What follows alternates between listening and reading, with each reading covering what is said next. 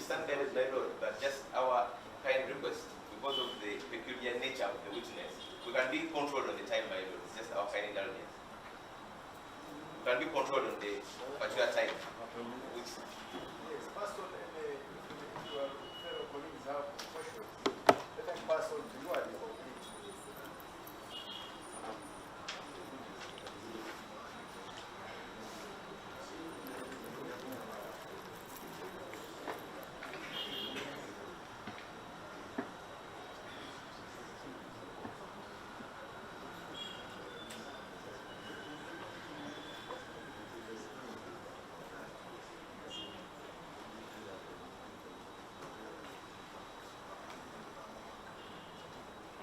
just lastly, I feel like a few questions. It was interpreted. You know, I've been praying that today your Uganda is better than yesterday, so I'm doing once. Mr. Mwambu, since 13, when you cast your vote to date, have you ever met Sylvia Natural? Kati olunaku lwakuba akaluluko okuva lwakuba akaluluko nga 13 gwokusatu wali ozeemu okulabako ku Sylvia Natural? Naddamu nemulabako. When? I've seen her. And where? Wamulabirawo? Ennaku z'omwezi zaalinga 22 omwezi gwokuna. Around 20th April. What? Namulaba Wandegeya awo. Wandegeya. Wandegeya. Uganda Road, waggulu waliwo ebikomera. And by this time, when you met, the Kawempe North, the winner of the Kawempe North election had been announced. When by the time you saw her again, the winner of the by-election had been announced. Kati akolo olunaku lw'oyogeddeko lwamulaba. Omuwanguzi w'akalulu kano yali amaze okulangirirwa? Oba yamala dda okulangirirwa? Yali yamala dda okulangirirwa ssebo. Who won that election? Ani yasinga akalulu ako? Nze simanyi kuba abalangirira be bamanyi okusinga. I don't know. Those who declared, they know better. You don't know up to now, you who follows current affairs. Mpulira buwulizi You naye. say no English, no wait for the translation. Or you somehow discovered. Manyimu era Okay, you wait for the question because we're taking. You who follows current affairs, up to now you don't know who was announced the winner. Gwe agoberera amawulire agagenda mu maaso mu ggwanga paka kati tomanyi gwe balangirira ng'omuwanguzi e Kawempe. Anti kugambye bitankwatako sibigenda nnyo mu maaso. Singa yali agana agasingira kuba yali kyali wange. Things don't concern me, I don't make follow-up. But if it was Aganaga, I would make a follow-up. My Lord, my colleague has just one question. My Lord, just one area. You've written so many, it becomes so disorderly.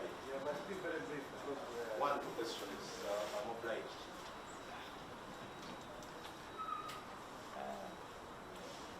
My Lord, Samuel using Lindro.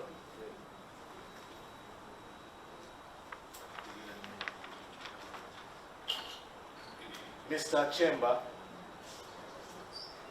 do you have any evidence that you voted?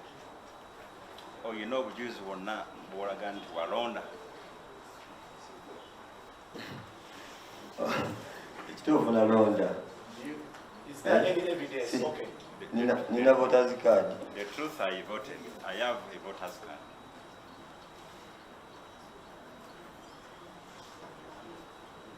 Confirm that there is no evidence attached anywhere proving that you actually voted, because it is key. Kino nno kikulu kakasa eri kkooti eno oba ddala walonda olina obujulizi wateeka ku mu kkooti eno bukakasa nti walonda. Njogera mazima nalonda. I speak the truth. Nalonda. How many times have you voted? Wakalonda emirundi emeka? Yes. Wakalonda emirundi emeka? Sigenda kujjukira mirundi naye kulonda gulonda gwo obwedde by election. By this is more than once. naye nga wakalonda emirundi gyewere 3. I voted about 3 times. Okay, when you arrive at the polling station, are you aware that there is a register of people who are going to vote? Kati bw'otuuka we balondera okimanyi nti waliwo register ekitabo mwe bawandiika abalonzi okimanyiko nti kibaawo wekiri bawandiikamu. Are you aware that voters are ticked? They are going to vote. Okimanyi nti omulonzi bw'atuuka abalonzi bwe batuuka baba tiikinga babateekako tiikinga. Sure deal nkimanyi bulungi ekyo. And you confirm there is no such evidence before court? Kati kakasa eri kooti eno nti obujulizi obwo obulaga ekyo tebuli wano mu kooti. Obulaga ekyakusaba kunzira mu kibuuzo ekyo bulungi ekyo kisembeyo. Akugamba nti kakasa eri kooti eno obujulizi obwo tebwaleeteddwa mu kooti obulaga nti bakakasa ekitabo nti mwoli era bakutiikinga nti ogenze okulonda. Bekikwatako bye bayinza okumanya naye nze kimanyi namala okulonda akalulu kange engenda mu mirimu gyange. Well, who are those who should be concerned? Baani aboogamba bekikwatako? Bekikwatako aba EC oba Electoral Commission ndowooza yayinza okukwasaganya ebyo. It is EC that is concerned to produce such. But it is you who said you voted. Naye ate ogambye You came to tell court that you actually voted. Ogambye gwe walonda nti walonda. Nalonda.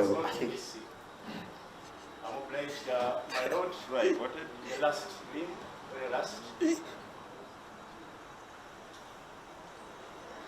Are you aware if Nalukola, do you know where Nalukola was on that day? Omanyi Nalukola olwo olunaku yali eddawa? Sinza amanya kuba naye tayamanya we nali. I don't know where he was. Then could he, you are confirming that, then could he have known the transactions which took place at that parking yard under paragraph 6? Kakati mu kirayiro kyekyo wandibadde otegeera ekyagenda mu maaso wali mu parking yard. Olwampa omutwalo gwange naye ate nayinjagalawo ki olwampa omutwalo ninga ninonda binalonda. Do you know if Nalukola was aware or not? I couldn't know what happened in the parking yard. Not him, Nalukola. Are you aware if Nalukola was aware about the transactions? Okimanyiko ba Nalukola yali amanyi ebyagenda mu maaso ebyali bigenda mu maaso parking yard wali oba tokimanyi? Sinza amanya kubera Katonda ayinza omanya ebyo.